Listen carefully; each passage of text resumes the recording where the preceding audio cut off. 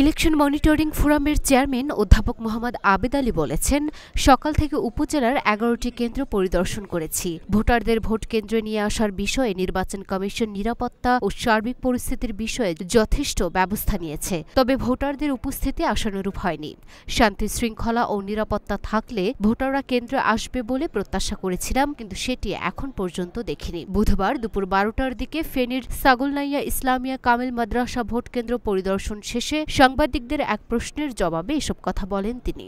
EMF chairman অধ্যাপক মোহাম্মদ আবেদ আলী বলেন, দুপুর ১২টা পর্যন্ত বিভিন্ন ভোট কেন্দ্র পরিদর্শন করে ২৫% ভোট গ্রহণ হয়েছে বলে ধারণা করছি। বিকেল পর্যন্ত এটি সর্বোচ্চ ৩০% হতে পারে। এই পর্যন্ত প্রায় ১১টি কেন্দ্র পরিদর্শন করেছি।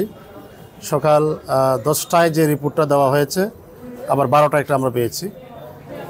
আসলে নির্বাচন ব্যবস্থা বলতে আমরা মিন্স করি নির্বাচন কমিশন কিভাবে আয়োজন করছে, এটাকে আমরা বুঝি। প্রশাসনের পদক্ষেপ বা ওদের ব্যবস্থাপনা, ভোটার আনার বিষয়ে বা ভোটাররা ভোট কেন্দ্রে আসার বিষয়ে নির্বাচন কমিশন তাদের পক্ষ থেকে যথেষ্ট ব্যবস্থা নিয়েছে ভোট কেন্দ্রের নিরাপত্তা এবং সার্বিক পরিস্থিতির বিষয়ে। তো আমরা আপনাদের মতোই পর্যবেক্ষণ করেছি। আপনারা সাংবাদিক, আমরা মানবাধিকার কর্মী এবং মনিটরিং ফোরাম থেকে যা দেখেছি, ভোটারদের উপস্থিতি আশানুরূপ হয়নি। যেটা আমরা প্রত্যাশা করেছিলাম যে শান্তি শৃঙ্খলা থাকলে বা পরিবেশ ভালো থাকলে হয়তো ভোটাররা আসবেন, কিন্তু সেটা আমরা দেখিনি এই পর্যন্ত।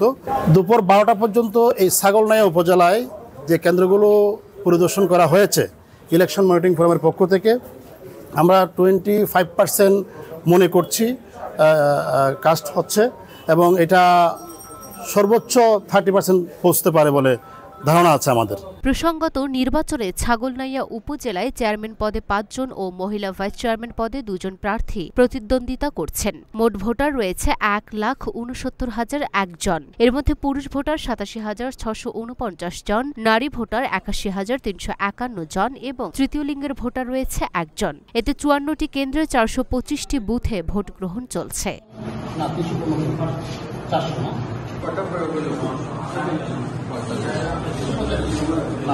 লুনা ফ্রিস্টিপা, ঢাকা পোস্ট।